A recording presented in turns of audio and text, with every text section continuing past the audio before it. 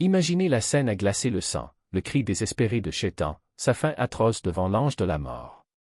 Il s'enfuit à travers la terre, traversa les cieux, s'enfonça dans les ténèbres les plus profondes. Mais le destin, implacable, l'a entraîné jusqu'à l'endroit précis qu'il évitait toujours, le tombeau d'Adam, celui devant lequel il refusait de se prosterner. Et là, tout s'est terminé. Mais comment en est-il arrivé là? Dans ce récit, nous découvrons un mystère inquiétant. Pourquoi Iblis a-t-il recherché le prophète Musa, l'homme qui parlait directement à Dieu, pour demander pardon? Et pourquoi, même après la mort de Musa, Chétan a-t-il continué à chercher sa tombe? Ce n'est pas une légende. C'est l'explication de la fin de Chétan basée sur des hadiths et des sources islamiques fiables. Vous êtes sur le point de découvrir une histoire qui dépasse l'évidence. Si ce type de contenu capte votre attention, assurez-vous de vous abonner à la chaîne. Dites-nous depuis quel pays vous regardez et aidez-nous à diffuser ce message avec un like. Es-tu prêt? Alors commençons. Bien avant l'existence de l'humanité, le monde était complètement différent.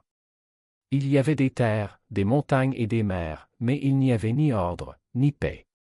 Et surtout, la confiance qui sera un jour accordée à l'être humain n'est pas encore accordée. La terre n'était pas vide. Au contraire, c'était une scène de chaos, de sang et de feu. Selon les récits islamiques, avant que Dieu ne prépare la planète pour les humains, d'autres créatures y vivaient déjà. Les plus anciens étaient connus sous le nom de peuple de Jan. Des êtres créés à partir d'un feu sans fumée, considérés comme les premiers ancêtres de ce que nous appelons aujourd'hui les djinns. Physiquement, ils étaient distincts des humains, mais en termes d'intelligence, de libre arbitre et de capacité de choisir, ils étaient étonnamment similaires. Ils recevaient également des commandements, étaient estés et tenus responsables de leurs actes. Les descendants de Jan se sont répandus à travers le monde, occupant les sommets des montagnes, les gouffres océaniques et les grottes sombres. Dieu leur a envoyé une loi, les appelant à l'adoration, au tawhid et au droit chemin. Parmi eux, un djinn nommé Tarnu et sa lignée répondirent à l'appel. Ils y croyaient et l'aimaient. Mais la majorité a résisté. Selon les rapports d'Ibn Arabi, pendant exactement 4020 ans, les djinns ont maintenu leur culte dans différentes parties du monde. Cependant, au fil du temps, l'arrogance a commencé à s'infiltrer dans leur cœur. La corruption s'est répandue. Le sang a coulé, les forts ont opprimé les faibles. La dureté, résultat de son origine fougueuse, étouffait toute trace de miséricorde. L'obéissance diminua, la rébellion grandit. La terre a cessé d'être un endroit où l'on se souvient du nom de Dieu et s'est transformée en une scène de chaos. Les djinns ne se battaient pas seulement entre eux. Ils ont remis en question l'ordre même du monde. Les montagnes ont été déplacées, les équilibres ont été perturbés, l'harmonie de la création a été détruite. C'est à ce moment-là qu'arrive l'intervention divine. Dieu a envoyé un groupe d'anges sur terre, mais ce n'était pas une mission ordinaire. C'était une purification. Un bilan. À la tête de cette tâche se trouvait un être dont le nom n'était pas encore largement connu, mais qui jouissait déjà d'un grand prestige dans les cieux, Azazil, celui qui s'appellera plus tard Iblis, Chétan. À cette époque, Iblis était mentionné aux côtés des anges. C'est parce que, pendant des siècles, il s'était consacré au culte. Il se prosternait, obéissait, se distinguait par son savoir. Selon les récits, il n'y avait pas un seul endroit sur terre ou dans les cieux où le nom de Dieu n'avait pas été glorifié par lui. Il était donc autorisé à agir aux côtés des anges. Sa mission était claire, mettre fin à la corruption des habitants de Jan. Et il a atteint son objectif. Aux côtés des anges, il combattit les djinns, les vainquit, les expulsa aux confins de la terre, au fond des mers et dans des contrées lointaines. Pendant un temps, la paix est revenue. Le sang a cessé de couler, la corruption a été contenue, l'ordre a été rétabli. Mais c'est précisément à ce moment-là que le véritable danger a commencé. Parce que cette victoire a fait naître quelque chose de silencieux au cœur d'Iblis, quelque chose que personne n'a remarqué sauf Dieu. L'arrogance. Il a cessé de se considérer comme un simple serviteur obéissant. Des pensées cachées grandissaient en lui, toujours inexprimées, mais de plus en plus fortes. C'est moi qui l'ai réalisé. C'est moi qui l'ai purifié. Je suis supérieur. L'obéissance existait toujours, mais la sincérité commençait à s'effondrer. C'est dans ce contexte que la création de l'humanité n'a pas été le fruit du hasard. Cela émergerait comme une réponse à ce déséquilibre. Lorsque Dieu décida de créer un nouveau calife sur terre, la question des anges était révélatrice. Allez-vous créer quelqu'un qui répandra la corruption et versera le sang? Cette question est née de la mémoire des habitants de Jeanne. La terre en avait déjà fait l'expérience et en avait payé le prix fort.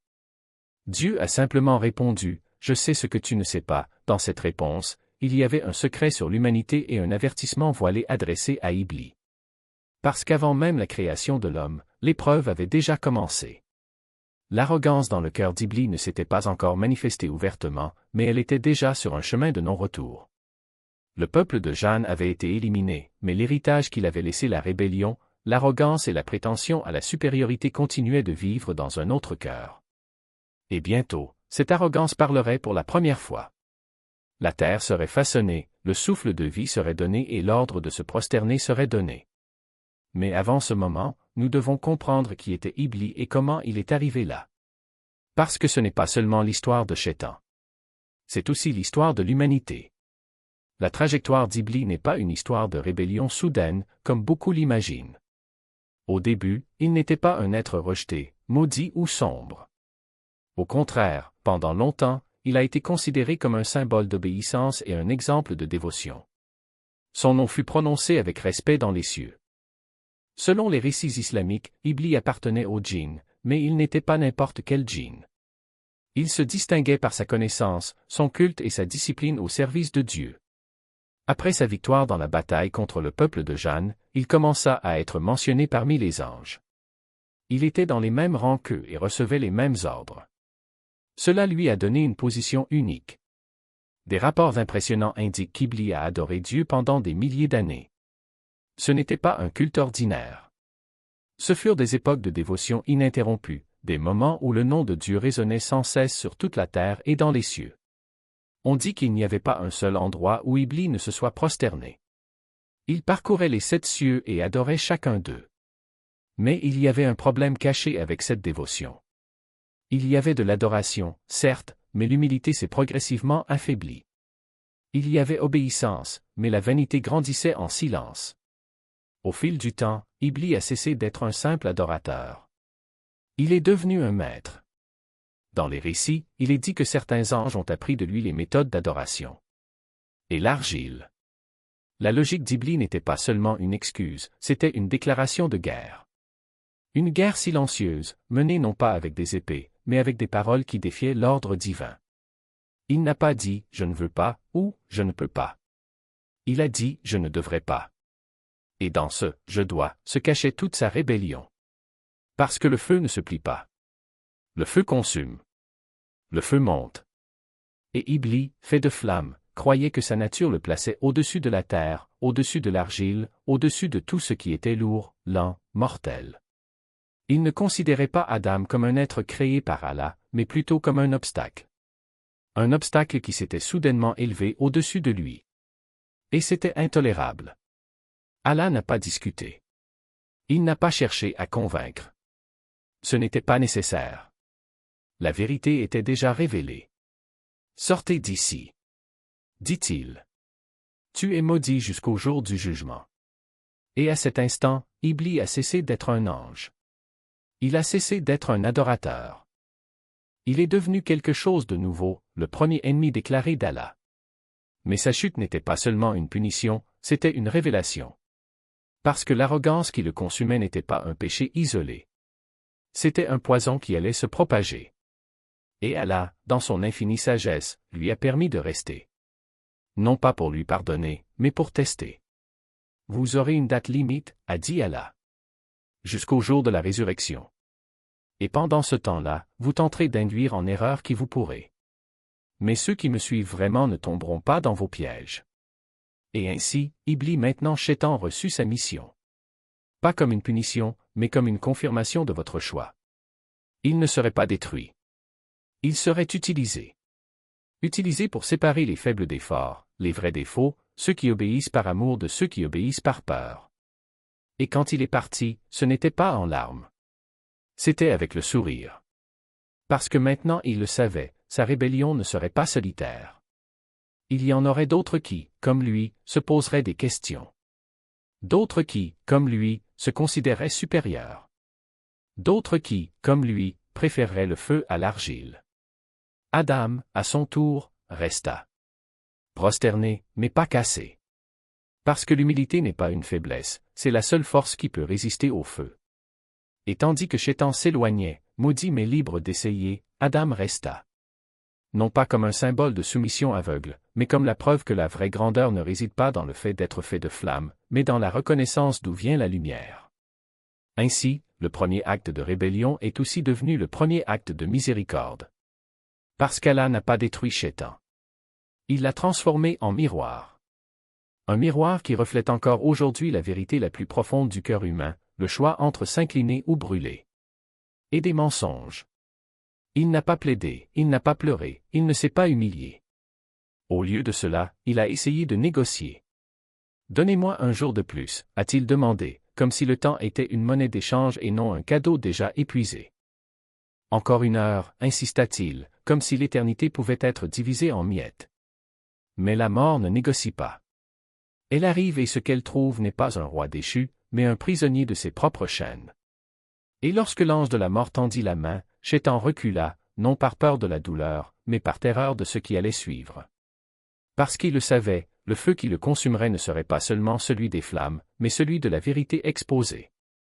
Chaque mensonge qu'il murmurait aux oreilles des hommes, chaque doute qu'il semait dans leur cœur, chaque justification qu'il offrait pour le péché, tout serait révélé. Il n'y aurait plus de masque, il n'y aurait plus d'excuses.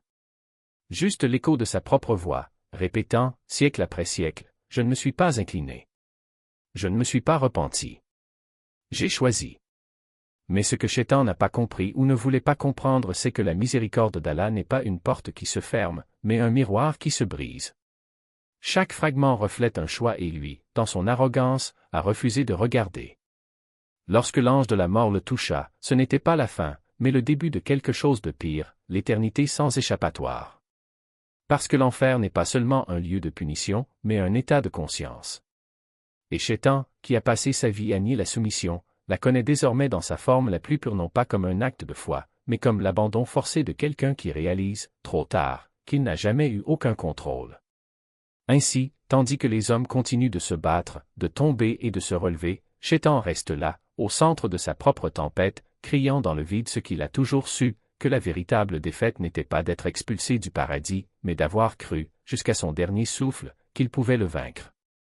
Parce qu'en fin de compte, il n'y a pas de victoire contre Allah. Il n'y a que le choix entre s'agenouiller par amour ou être entraîné de force. Et Chétan, qui a choisi l'orgueil, connaît désormais le poids de chaque once de sa rébellion. Oublie de dire Bismillah, je m'approche comme un vautour sur une charogne. Chaque grain qu'il porte à sa bouche se transforme en cendre pour moi, mais chaque bouchée sans le nom d'Allah est un festin. Et il n'y a pas que la nourriture. Le sommeil, le rire, le silence, tout peut m'appartenir si le cœur n'est pas protégé. Même la prière, lorsqu'elle est dite à la hâte, sans présence, devient un champ ouvert pour mes semences. Le prophète a demandé, « Et quel est ton plus grand désir, ô maudit ?» Iblis répondit sans hésiter, que le serviteur d'Allah se réveille le matin et oublie de rendre grâce.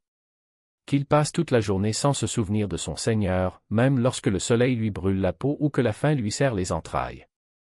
Qu'il dorme sans demander pardon, sans craindre le lendemain.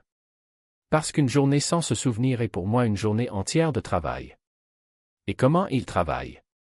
Pas avec des épées, pas avec des chaînes, mais avec ce qui est déjà en vous, la fatigue, le doute, la fierté. Il n'a pas besoin de convaincre un homme de devenir un tyran, il suffit de lui faire retarder la prière de 5 minutes, puis de 10, puis d'1 heure.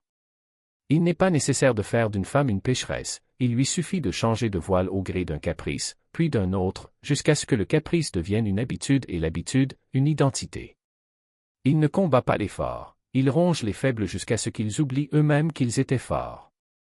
Et le plus cruel? Il ne ment pas. Pas toujours. Il dit, Allah est miséricordieux, et c'est vrai. Mais il omet, mais jusqu'à quand? Il murmure, vous le méritez, et c'est vrai, mais il ne dit pas que le prix sera payé avec intérêt le jour du jugement dernier. Cela montre le plaisir immédiat et cache les cendres qui viendront plus tard. Tel un marchand de poison, il enveloppe le péché dans du papier de soie et le propose en souriant, essayez-le. Juste une fois. Mais il y a une faille. Un seul. Le prophète a dit, celui qui se souvient d'Allah, Shaitan s'enfuit comme un chien lapidé. Et ce n'est pas une métaphore.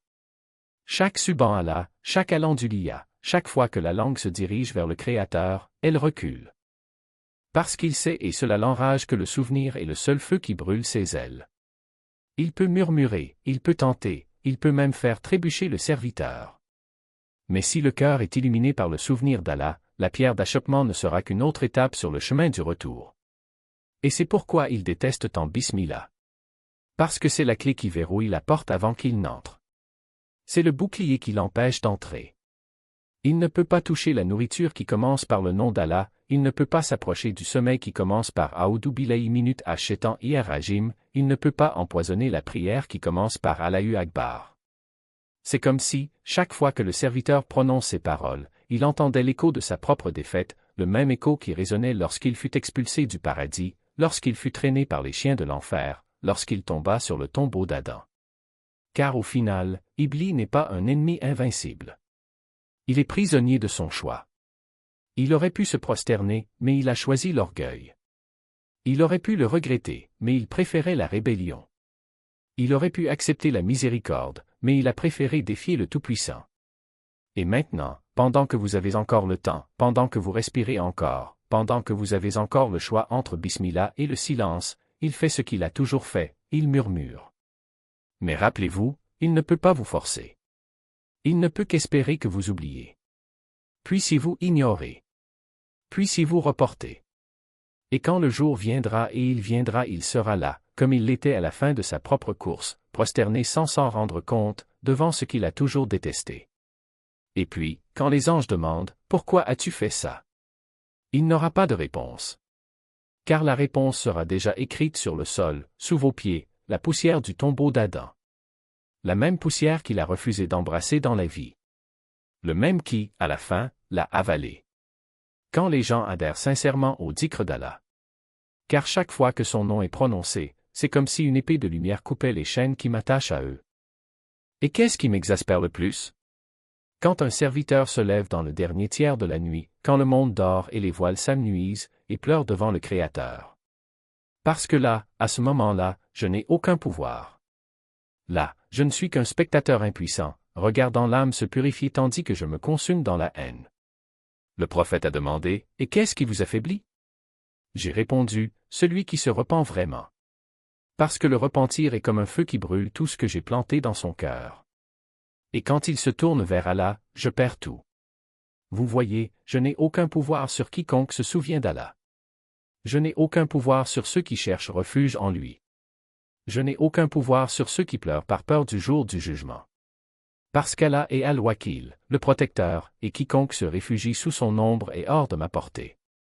Mais ceux qui oublient, ceux qui remettent la prière à plus tard, qui remettent le dhikr au lendemain, qui considèrent la foi comme quelque chose de secondaire, ce sont les miens. Et je les emmène, un pas à la fois, jusqu'à ce qu'ils se réveillent et réalisent qu'il n'y a pas de retour en arrière. Le prophète a dit, le Shaitan coule dans le corps du fils d'Adam comme le sang coule dans ses veines. Musulman, cela signifie que je suis toujours proche. Toujours à regarder. Toujours en attente d'une ouverture. Une diversion. Un moment de faiblesse. Et quand je le trouve, j'entre. Pas avec fracas, pas avec violence, mais avec subtilité. Avec un doute qui paraît innocent. Avec une envie qui semble juste. Avec une justification qui semble raisonnable. Mais il y a une armure qui m'empêche de toucher le cœur du croyant, la taqwa. La crainte respectueuse d'Allah. Parce que ceux qui ont le taqwa voient au-delà de mes illusions. Ceux qui ont la taqwa savent que chaque acte, aussi petit soit-il, sera pesé dans la balance. Et ceux qui ont la taqwa ne se laisseront pas tromper par mes vaines promesses. Je déteste ceux qui jeûnent. Parce que le jeûne est un bouclier contre moi. Le prophète a dit, le jeûne est pour moi et je vous en récompenserai. Bukhari, et quand un serviteur jeûne, je perds des forces. Parce que le jeûne brise mon influence. Cela purifie l'âme et me chasse. Par conséquent, j'essaie de le distraire avec une faim excessive, une soif inutile, avec des pensées selon lesquelles personne ne regarde. Mais qui peut résister? Qui se souvient qu'Allah veille toujours? C'est inaccessible pour moi. Je déteste ceux qui donnent de la sadaka. Parce que chaque pièce donnée en secret est comme un clou dans mon cercueil. Le prophète a dit, la charité efface les péchés comme l'eau éteint le feu. Tirmidhi, et quand un serviteur donne sans rien attendre en retour, je perds du terrain. Parce que la générosité est lumière, et la lumière me brûle. Je déteste les chercheurs de connaissances. Parce que la connaissance est une épée qui tranche mes mensonges. Le prophète a dit, quiconque suit un chemin à la recherche de la connaissance, Allah lui fournit un chemin vers le paradis. Musulman, et quand un serviteur étudie la religion, il apprend à me reconnaître. Apprenez à voir mes astuces. Apprenez à vous protéger. Mais qu'est-ce qui m'exaspère le plus? Ceux qui se rassemblent pour se souvenir d'Allah. Parce que lorsque les croyants se réunissent pour le dhikr, les anges descendent, la miséricorde les entoure et je suis chassé. Comme un chien poursuivi. Le prophète a dit, lorsqu'un groupe se rassemble pour se souvenir d'Allah, les anges les entourent, la miséricorde les couvre et Allah les nomme parmi ses proches. Musulman, et là, dans ce cercle de lumière, je n'ai pas ma place. Alors que vas-tu faire? Vont-ils continuer à me donner de l'espace? Vont-ils continuer à ignorer les armes qu'Allah leur a données? Ou vont-ils se lever et dire, assez, c'est assez? Parce que je suis là. Je l'ai toujours été. Et je continuerai, jusqu'à mon dernier souffle. Mais vous avez le choix. Ils peuvent être mes prisonniers, ou ils peuvent être libres. Ils peuvent être mes esclaves, ou ils peuvent être les serviteurs d'Allah. La décision vous appartient. Mais rappelez-vous, le jour viendra. Et quand il arrivera, je serai là, à me moquer de ceux qui m'ont suivi. Parce qu'en fin de compte, il ne restera que la pure vérité, je n'ai aucun pouvoir sur quiconque se souvient d'Allah. Et toi? De quel côté seront-ils? Voici la suite, en gardant le même ton persuasif et engageant. Et alors, quand la nuit s'étendra comme un voile sombre sur le monde, qui en sera le gardien? Qui sera à vos côtés lorsque les murmures d'Iblis s'insinueront dans vos pensées, essayant de vous éloigner de la lumière? La réponse est entre vos mains.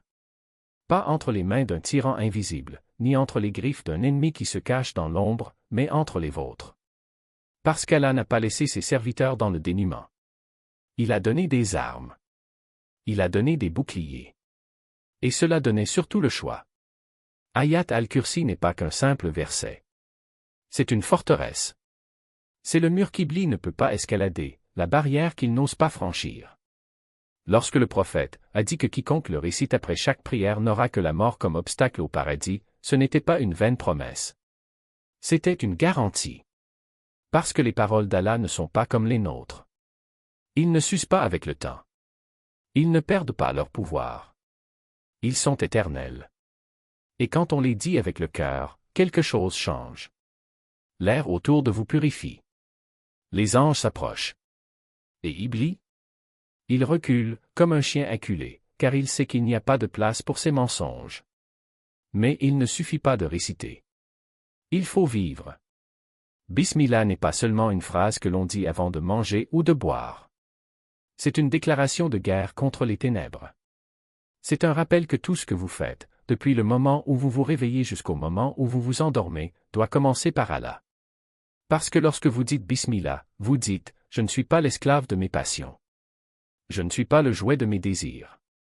Je suis à Allah et tout ce que je fais est pour lui. Et cela, pour Iblis, est insupportable. Il ne supporte pas de voir se lever un serviteur d'Allah, car chaque Bismillah est un couteau planté dans son orgueil blessé. Et qu'en est-il du dhikr? Les mots les plus simples, mais les plus puissants. Subhan Allah. Alhamdulillah. Allahu Akbar. La ilaha illallah. 4 phrases qui, répétées avec sincérité, ont le pouvoir d'effacer des montagnes de péchés. Le prophète n'a pas exagéré lorsqu'il a dit que quiconque dit Subhan Allah 100 fois par jour verra ses péchés pardonnés, même s'ils sont comme l'écume de la mer. Parce que le dhikr n'est pas qu'une simple répétition. C'est un souvenir. C'est la résistance. C'est le cœur qui bat au rythme d'Allah, et non au rythme des tentations d'Iblis. Mais Iblis est rusé. Il n'attaque pas de front. Cela s'infiltre. Il murmure. Il te fait oublier. Il transforme la négligence en habitude, l'habitude en dépendance et la dépendance en désespoir. Le dhikr doit donc être constant. Le matin, le soir, dans les moments de joie et dans les moments de tristesse. Parce que lorsque vous vous souvenez d'Allah, Iblis n'a nulle part où s'accrocher. Il s'éloigne, comme un voleur qui aperçoit la lumière allumée dans la maison dans laquelle il compte s'introduire. Et le Coran? Ah, le Coran. Le livre qui fait trembler Iblis. Le prophète a dit que là où la sourate Al-Baqarah est récitée, Shaitan s'enfuit. Et cela n'en fait pas n'importe quelle partie. Ce sont les 2 derniers versets, ceux qui commencent par Amana Razulu. Celles qui, récitées la nuit, suffisent à protéger le croyant jusqu'à l'aube. Parce que ces mots ne sont pas que des lettres. Ils sont légers. Ils sont une protection. Ils sont la voix d'Allah disant, je suis ici. Je te vois. Et personne ne peut te toucher sans ma permission. Mais Iblis n'abandonne pas facilement. Il sait que le cœur humain est fragile. Il sait que le doute est son meilleur allié. Il essaie donc de semer le désespoir. Vos péchés sont trop grands, murmure-t-il. Allah ne vous pardonnera pas. Vous êtes déjà condamnés.